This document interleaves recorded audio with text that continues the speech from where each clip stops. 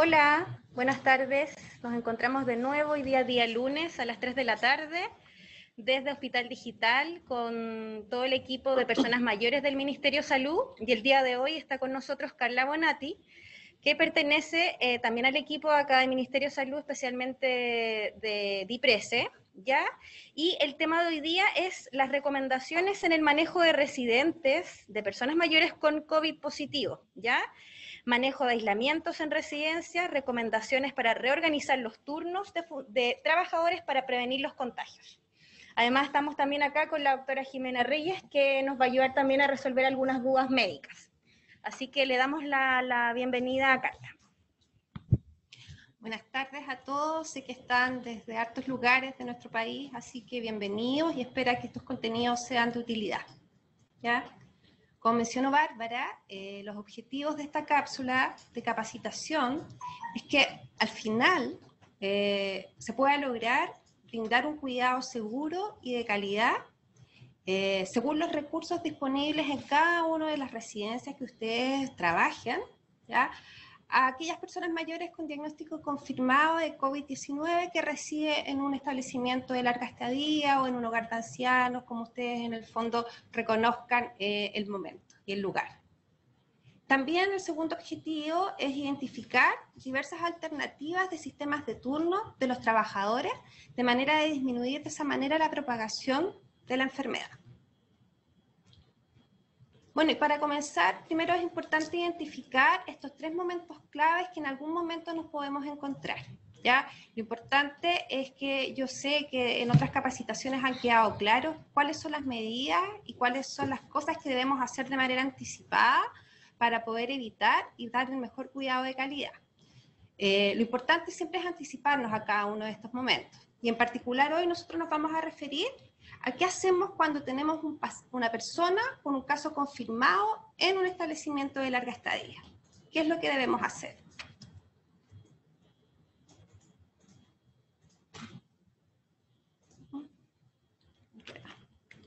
Ahí. Me parece que me faltó una. Ahí. Sí, ya. Lo primero es importante mantener la calma. ¿Ya? Mantener la calma cuando sepamos ya la confirmación diagnóstica. De esa manera vamos a poder calmar también a los residentes del LEA, ¿ya? Informar a los residentes de la situación que está ocurriendo, principalmente a la persona que va a tener que asumir por un tiempo determinado esta situación de aislamiento, ya de distanciamiento físico del resto de los residentes, ¿ya?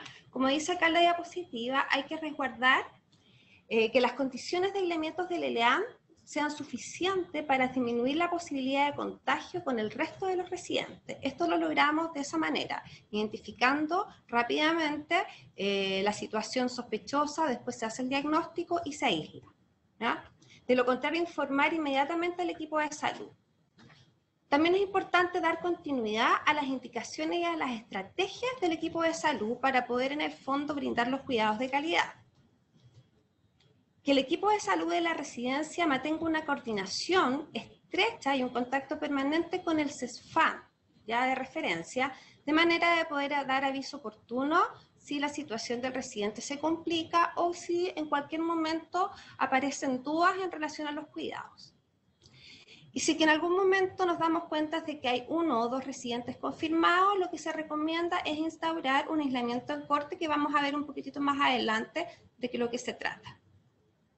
Lo importante también es que ojalá se limite el número de cuidadores, ¿ya? Idealmente asignar a una persona que tenga buena salud, que no tenga factores de riesgo y que se encuentre en las mejores condiciones para poder brindar cuidado. También que tenga disponibilidad quizás de hacer algunos cambios en sus sistemas de turno para favorecer el cuidado solamente a ese residente. Es importante que para comprender el sentido y las acciones y las precauciones que vamos a tomar al momento de instaurar un aislamiento, identifiquemos y recordemos ya el fundamento de estas medidas, ya recordar en el fondo cuál es el mecanismo de transmisión, ¿cierto? Que es de persona a persona, a través de gotitas, ya a través también del contacto directo cuando tocamos a otras personas o cuando tocamos superficies que podrían estar contaminadas. Por lo tanto, de ahí el porqué de todas las medidas que han sido en el fondo difundidas en relación a la higiene de la tos, al lavado frecuente de las manos, a evitar tocarnos la cara, ¿ya? El distanciamiento físico, van orientadas a lo mismo.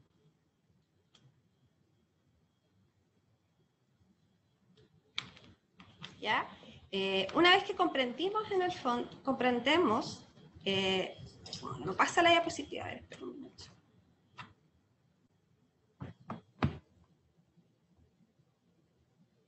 Ahí, ¿ya?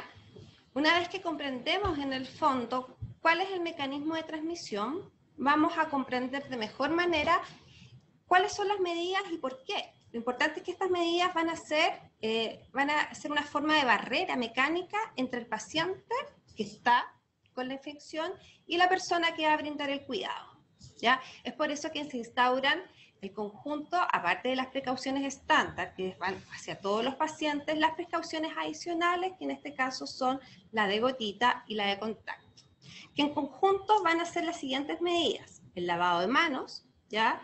El uso de una mascarilla, la restricción de visitas, el uso de guantes, la pechera y también todos aquellos insumos que ocupamos para la atención directa. Lo ideal es que sea de uso exclusivo.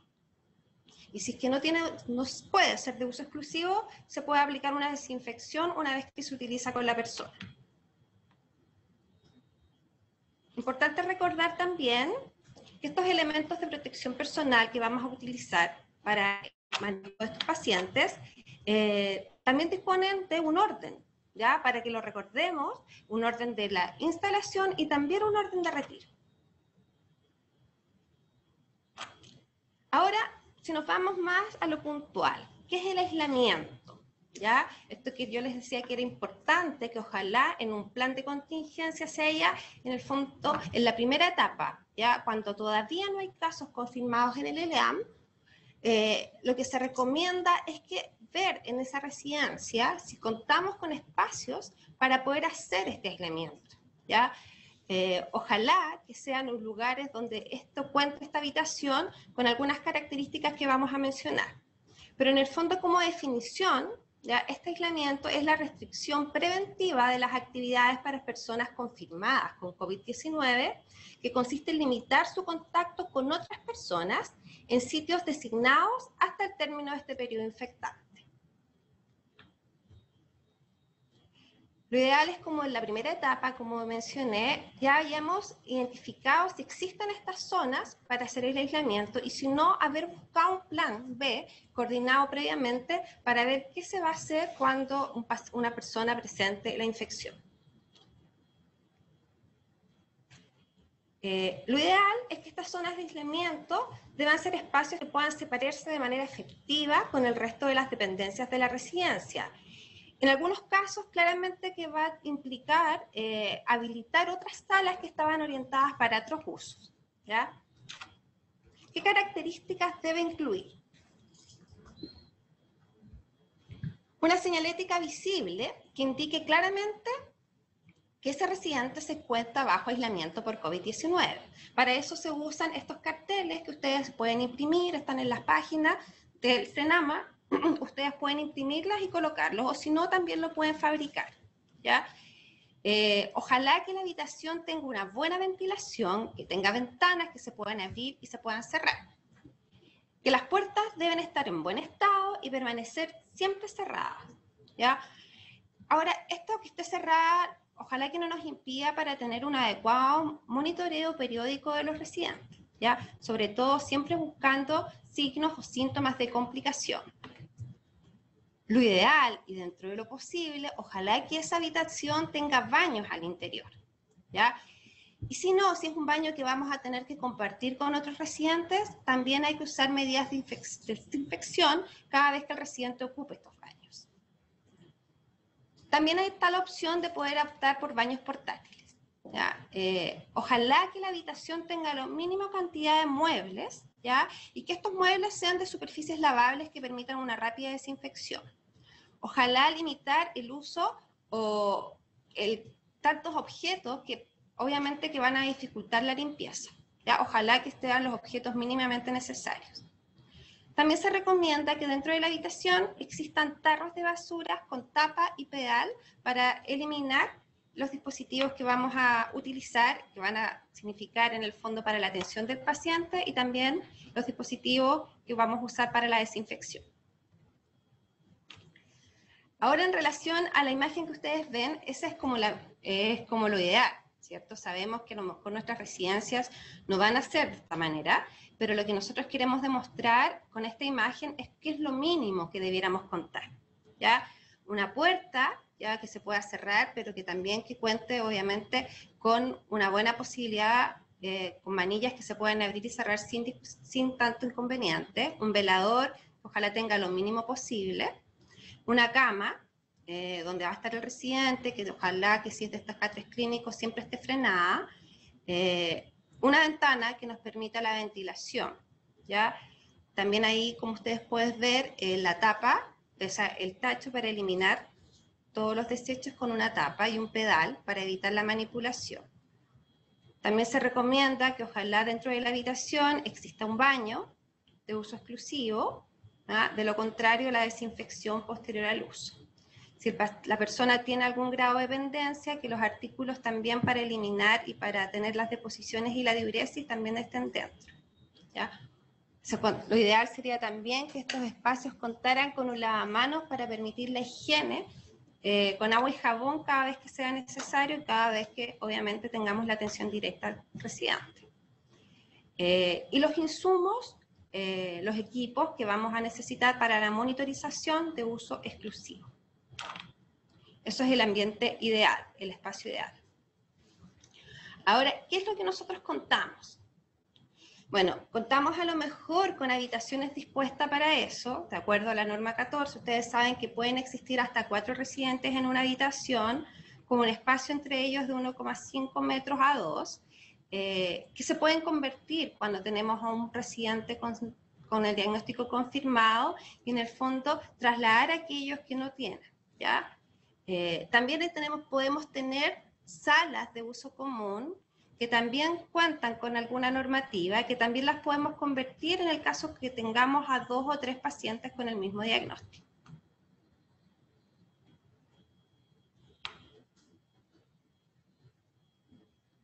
No avanza. Ahí. Ya. En relación a los recursos disponibles, como yo les decía, es importante que una vez que se ha identificado el diagnóstico y ya hayamos instaurado el aislamiento, pongamos la señalética que está disponible para que también todos sepan que en ese espacio hay un paciente o un residente con un diagnóstico, ¿ya?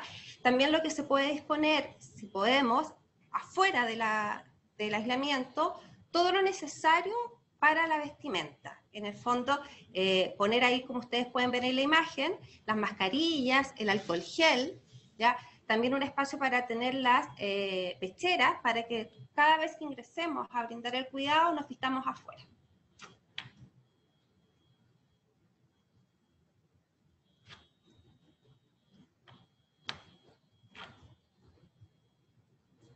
Verificar frecuentemente que las habitaciones se ventilen, ¿ya? Ahí mostramos una imagen con una ventana que permite eso, ¿ya? Si es que no, tratar de buscar siempre los aislamientos para que no sean espacios cerrados, ¿ya? La limpieza de la unidad, el personal debe hacer el aseo al menos 3 veces durante el día, ¿ya? Lo ideal es que ojalá tengamos en la superficie las menos cosas que puedan en el fondo alterar y dificultar esta función.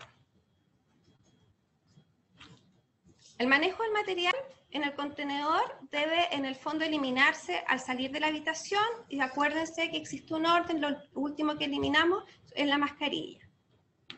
Si el baño está dentro de la habitación, lo que se sugiere es que ojalá las toallas sean desechables, y si es que no es desechable, se eliminen cada vez que estén húmedas y solo para el uso de la persona que está con la infección.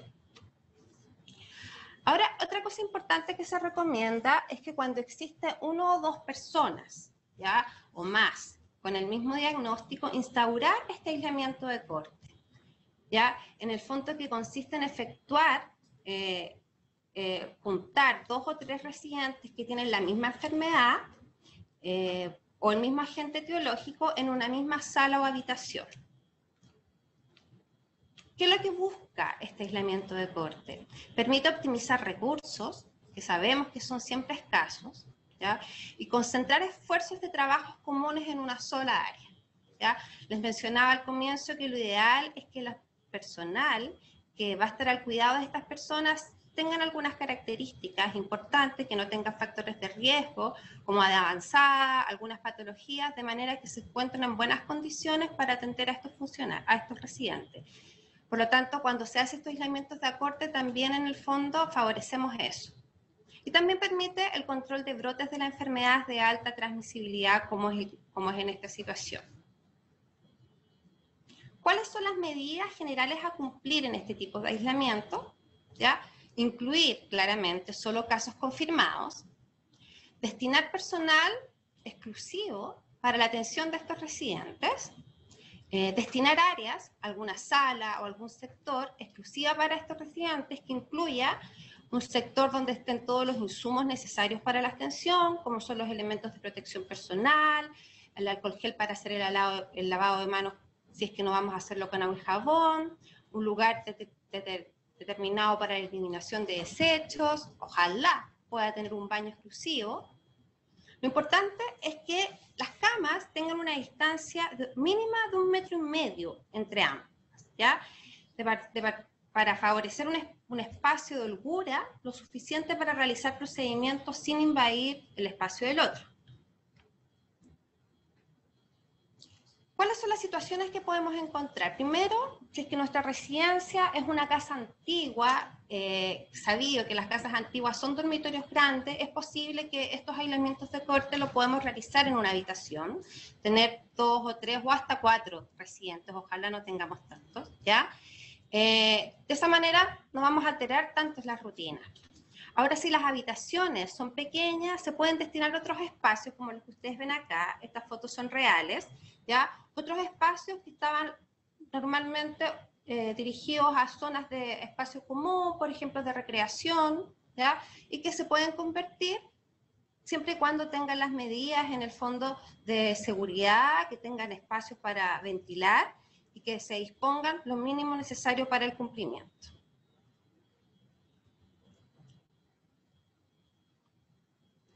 Ahora, esto va también de la mano, la reorganización de los turnos del personal va también de la mano con, en el fondo, la presencia de esta enfermedad.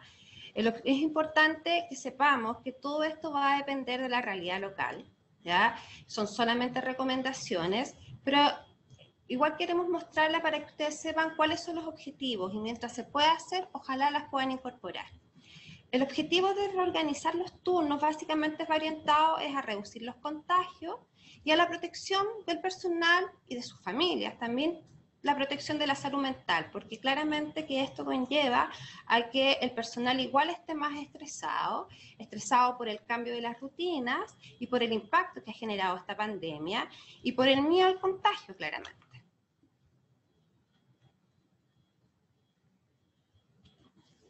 ¿Cuáles son las recomendaciones que la evidencia dice en relación a la importancia de reorganizar los turnos? Primero, previo a esto es importante hacer una categorización del personal con cual disponemos, ¿ya?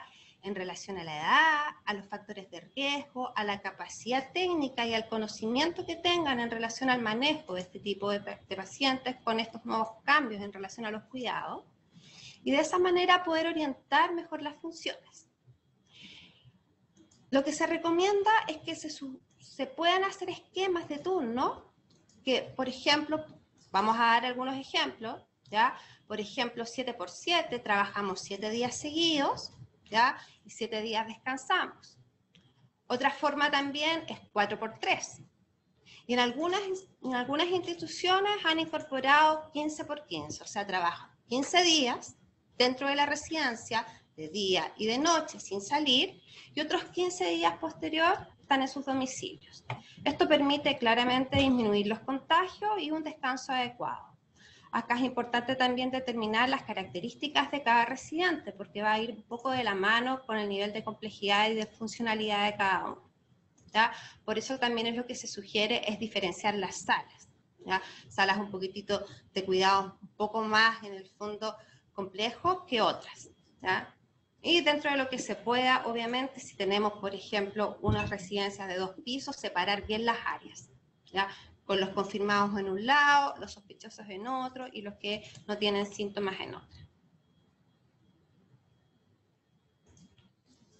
Aquí, la última, la receta. Sí. Ya, para finalizar, queremos contarle y para hacerle un resumen, en todos los chats hemos puesto dónde encuentran todas estas capacitaciones, ¿ya? Ahora, ¿cómo pueden ingresar? Y para mostrarlo fácilmente, tienen que ingresar a la página YouTube, que es la página comúnmente, mundialmente conocida, ¿ya? Y tienen que poner las siglas de la Sociedad Chilena de Geriatría, que son las que están ahí, que es la SGGCH, ¿ya? Hacen clic y les va a aparecer el logo de la página de la Sociedad Chilena de Geriatría y Gerontología, pinchan ahí y van a aparecer todas las capacitaciones de Hospital Digital. Incluyendo estas, las vamos subiendo de a poco, así que igual al finalizar el mes van a estar todas las de mes ingresadas ahí, ¿ya? Ahora vamos a leer algunas de las preguntas. Aprovechen de ir preguntando por mientras. Dice, ¿qué pasa cuando una funcionaria se encuentra resfriada y no quiere dejar el hogar ya que los consultorios no están dando licencia? Me pasó con una funcionaria que en el consultorio le encontraron faringitis y le dieron 3 días de reposo pero no licencia. ¿Cuál es el respaldo?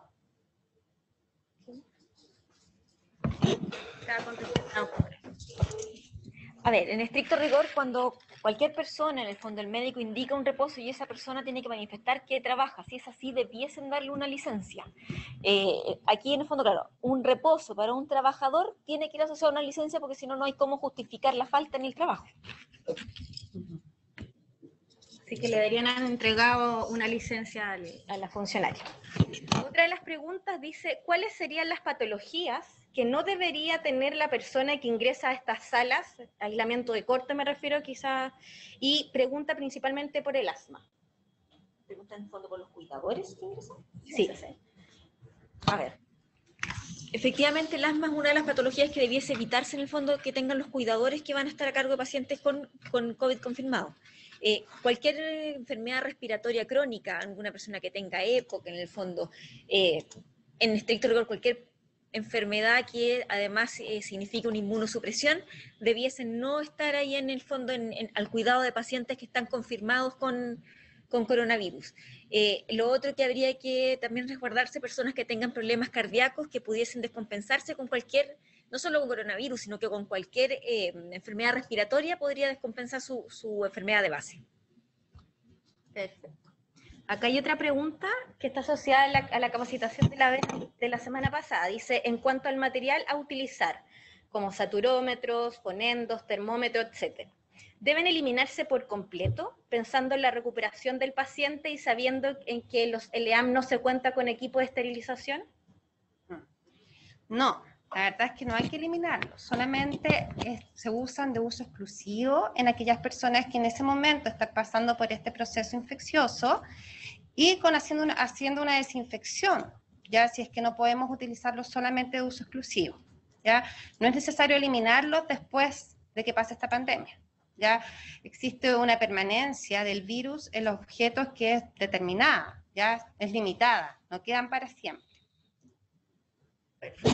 Dice, si una cuidadora está diagnosticada con coronavirus, ¿cómo vuelve después de su licencia con otro PCR? A ver, lo ideal sería contar con otro PCR, pero en realidad en este minuto en que nos están escaseando un poco las pruebas diagnósticas, no siempre va a ser lo que se tenga. En estricto rigor, si es una persona sana y tuvo un cuadro leve, debiese esperar 14 días a partir de que acabó la sintomatología. Si es una persona que estuvo hospitalizada, serían 21 días desde que terminó la sintomatología. Otra pregunta dice, el aislamiento de corte El aislamiento de corte debería contemplar también el grado de avance de la enfermedad. Ejemplo, una persona leve con alguien con problemas respiratorios. Ya. Bueno, si contamos con la factibilidad de hacer esa distinción sería lo ideal, ¿ya? Pero si no, se pueden mantener con distintos periodos de que empezaron el inicio de los síntomas. Lo importante es ahí determinar que todos tienen el mismo germen, ¿ya? Por lo tanto, están seguros, entre comillas, en el fondo uno no pone más en riesgo la vida del otro, ¿ya? Y el personal que va a estar orientado a los cuidados tampoco. Así que no es tan necesario hacer esa distinción, ¿ya? Acá preguntan algo sobre los turnos. Dice, el esquema 7x7, ¿son turnos de 24 horas o de 12 horas? Lo ideal con esta reorganización de turno es que disminuya la salida y las entradas del personal. Por lo tanto, la idea es que sean turnos de 24 horas. 7 dentro del ELEAM y 7 de descanso, ¿ya? O sea, tendría que quedar a dormir Sí, el funcionario dentro de la casa. Sí. ¿Hay algún respaldo legal para los empleadores, pensando que la mayoría de los auxiliares cuidadores están contratados por el Código del Trabajo? Yo no tengo respuesta, Jimena. No. Vamos a averiguar esa pregunta porque dentro del ámbito legal no tenemos la respuesta. Vamos a ver si se las podemos contestar en un rato más o para la próxima semana, ¿ya? Así que lo tenemos pendiente, esta pregunta sobre el respaldo legal para los empleadores. Hay otra pregunta que es atingente al tema de hoy, que dice, ¿qué pasa al no tener sala de aislamiento o que existan más contagiados que espacios en una sala de aislamiento? Si no contamos con salas de aislamiento y el espacio físico supera, en el fondo esa es la pregunta, si el espacio físico supera la capacidad del ELEAM, bueno, para eso existen a lo mejor lo que se puede gestionar son el traspaso o el traslado de los residentes a residencias espejo, ¿ya? En el fondo donde se puedan brindar los cuidados necesarios. Pero lo importante es que tratemos de cumplir lo que la normativa o las recomendaciones mencionan, ¿ya? Ojalá el espacio entre un paciente y el otro sea lo definido y lo recomendado. Ya cuando ya se supere la capacidad física no va a dar, hay que avisar y gestionar los traslados de los residentes. Perfecto, dice, para la reorganización de turnos, ¿es solo para funcionarios que cuentan con pacientes con COVID o también para funcionarios de salud, de atención primaria u otras áreas?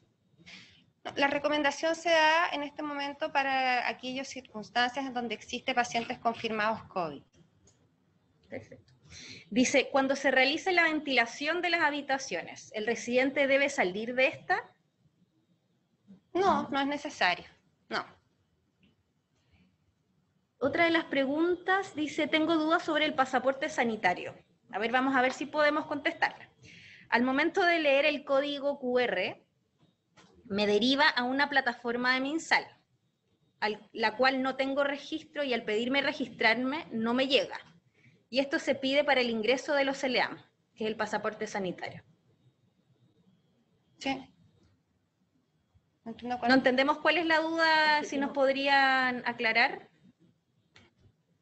No la deja registrarse en la página. Pero no sé por qué es un problema como... Si la persona que nos hizo esa pregunta nos podía aclarar un poco para poder ayudarla, se lo agradecería. La otra pregunta es, ¿cuáles serían los desinfectantes más óptimos para desinfectar las superficies? ¿Alcohol al 70 o amonio cuaternario?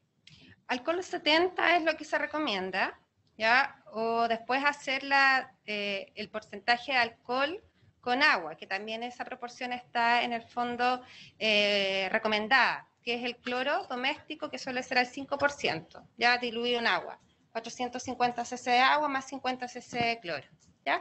O el alcohol al 70 que usamos siempre para desinfectar los equipos, ¿ya? Perfecto. Acá hay una pregunta que va a venir dentro de uno de los temas, va a venir el presidente de la Sociedad de Geriatría a hablar sobre este tema, así que yo creo que lo vamos a dejar para más adelante. Habla sobre cómo se debe actuar con un residente con demencia ante una cuarentena y que sufren descompensación. Quizás hacer algún pequeño... Sí. Por eso lo vamos a detallar más adelante. Ya, Dice, la licencia mientras está en tratamiento para COVID es cancelada, pero los 14 días de prevención, ¿quién la paga? ¿Se refiere a contacto estrecho? Dice, la licencia mientras está un paciente contagiado con COVID es cancelada, pero los 14 días de prevención, ¿quién la paga? Si se refieren a prevención porque tuvo contacto estrecho con alguien con coronavirus, esa licencia la emite la Seremi de Salud. Así que también es como es licencia, también es pagada. Y la licencia, cuando el cuidador ha sido el que se contagió, debiese durar todo el periodo, incluyendo el periodo en el fondo hasta que pueda volver a trabajar. Así que debiese estar incluido ahí ese periodo. Perfecto. Acá hay otra pregunta. Dice, una funcionaria que lleva 2 cuarentenas debido a que en su hogar van 5 contagiados, pero ella no ha presentado la enfermedad, ¿puede regresar sin tener certeza de que sea portadora?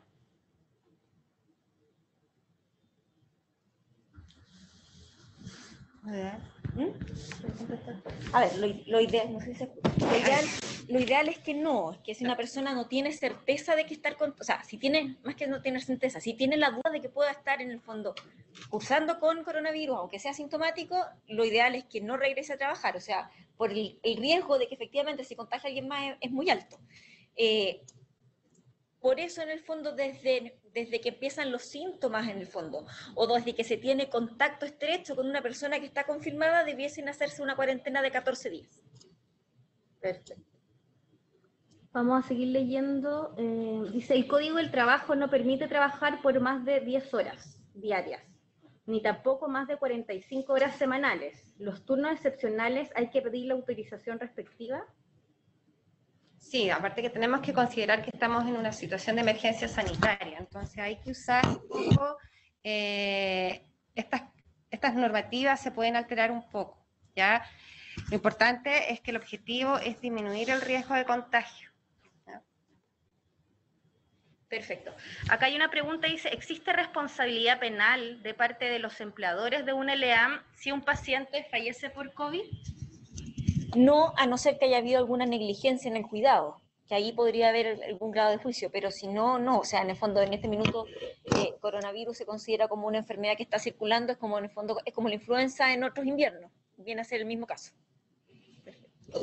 Acá hay una pregunta, dice, ¿qué pasa con los desechos de la persona contagiada? ¿Se elimina como algo común o se deja en un lugar especial? Los desechos, me imagino yo que se refiere a los desechos biológicos. ¿Ya? Lo ideal es que se eliminen donde se eliminan siempre, en el inodoro, ¿ya? Y después, si queda, por ejemplo, la ropa de cama, eso se pone dentro de una bolsa y se traslada a la zona de lavado. Ya. Acá otra pregunta dice, ¿qué ocurre si los trabajadores están presentando excusas para no concurrir a su trabajo? ¿Dónde consigo nuevo personal? Bueno, acá por eso, cuando le hablábamos de ojalá idear un plan de contingencia, es que siempre nos adelantemos a lo que puede ocurrir, así como que el personal esté asustado, no quiera ir a sus lugares de trabajo o que todo el personal se infecte. Lo ideal es tener alguna red de apoyo y buscar, ¿ya? Y buscar de antemano para que esto no ocurra, ¿ya? Siempre también existen las redes sociales. Las redes sociales para buscar gente que quiera, siempre hay gente que quiere trabajar y que necesita trabajar, ¿ya? Lo importante es que si es que tengo que nuevamente ingresar personal nuevo, lo importante acá es que este personal esté capacitado y que si es que no lo está, yo considere dentro de este plan una capacitación para que sepan el manejo principalmente de los elementos de protección y el manejo de aislamiento, si es que hay casos confirmados. Acá también, que nos han llegado varias preguntas de qué pasa con un paciente contagiado en un LEAM si este no cuenta con el espacio para estar en aislamiento. Sí, bueno, creo que la respuesta ya la dimos. Ya lo ideal es saber de antemano si disponemos de eso y haber generado de antes las redes, identificar dónde podemos trasladar a estos pacientes en el caso de que ocurra.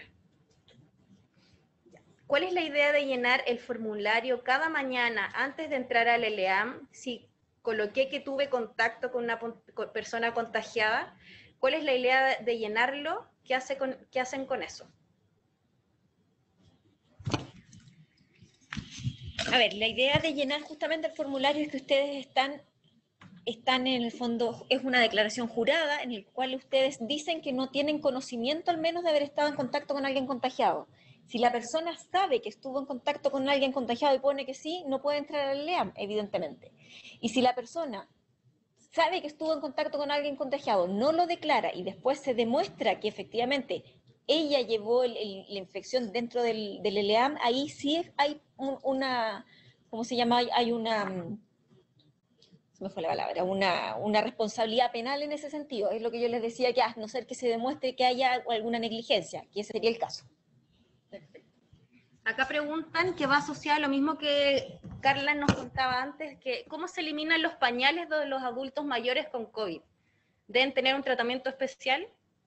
No, se eliminan dentro de una bolsa como desecho dentro de una bolsa, ¿ya? Y como los desechos biológicos de uso doméstico, ¿ya?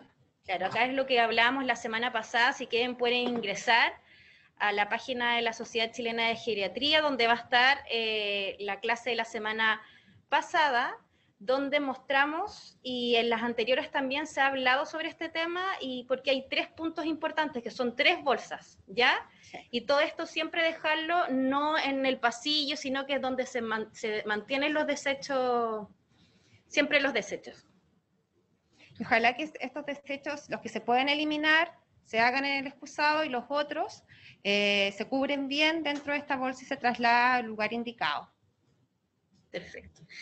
Dice, ¿qué pasa entonces con las residencias espejo de las cuales se había hablado si el hogar o el EAM no cuenta con un espacio necesario? ¿Cómo lo que pasa? O sea, la idea es que si se dispone de esta residencia de espejo, se realicen los traslados, ¿ya? Y ahí se evalúa caso a caso, ¿ya? Pero la idea es, siempre se ha pensado en trasladar, en algunas circunstancias se pensó en trasladar a los pacientes COVID negativos, en otros COVID positivos, todo va a depender del número también de contagios dentro de la residencia. La declaración jurada, ¿cada cuánto se actualiza? Diariamente. ¿Sí? Cada vez que entra el LEAM. Claro. Cada vez que entra el LEAM se debe realizar, y no es necesario imprimirla, sino que uno muestra solamente el celular o el aparato electrónico donde usted puede haber bajado la declaración jurada. Otra pregunta dice, si una compañera le realiza examen COVID y se realiza examen COVID y salió negativo, pero de igual forma estuvo en cuarentena y ahora se encuentra con la problemática que le dieron la licencia correspondiente. ¿Quién se hace? Dice que no le dieron la licencia correspondiente. ¿Quién se hace cargo de esta situación? Porque nadie le ha dado respuesta. A ver, lo que pasa, habría que saber primero por qué se realizó el examen. ¿Había tenido contacto con alguien positivo? Porque si era contacto estrecho de alguien confirmado, tiene que ser la Seremi la que entregue la licencia. Si no fue así, en el fondo, si hizo un examen que salió negativo, habitualmente lo que se hace cuando el médico da la orden de examen, emite una licencia por un cierto número de días que es para espera del resultado de la licencia, del examen. Y si el examen salió negativo, ya debería reintegrarse al trabajo. Si siguió en cuarentena, en el fondo ya no está cubierto por esa licencia, porque el examen estaba efectivamente negativo. Perfecto.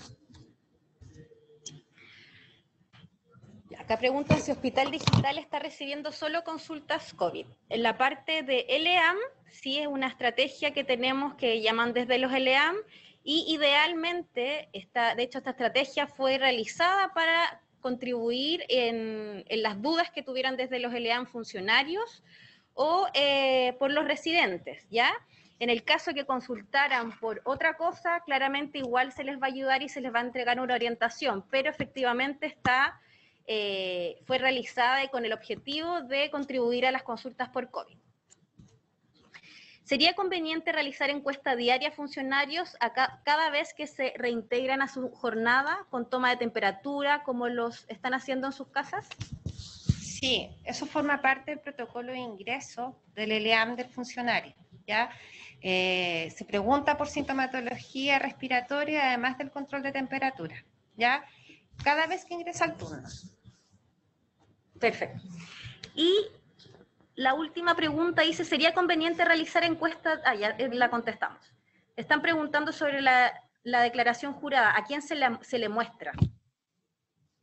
Al director técnico de cada LEAM, coordinador o supervisor que esté a cargo y esté en la cabeza del establecimiento. Sí, podría haber alguna fiscalización en caso de que la Seremi llegue, en el fondo va a solicitar las declaraciones juradas de las personas que están en el EAM en ese minuto haciendo turno. Entonces, efectivamente, ahí tienen que estar almacenadas para que las puedan mostrar.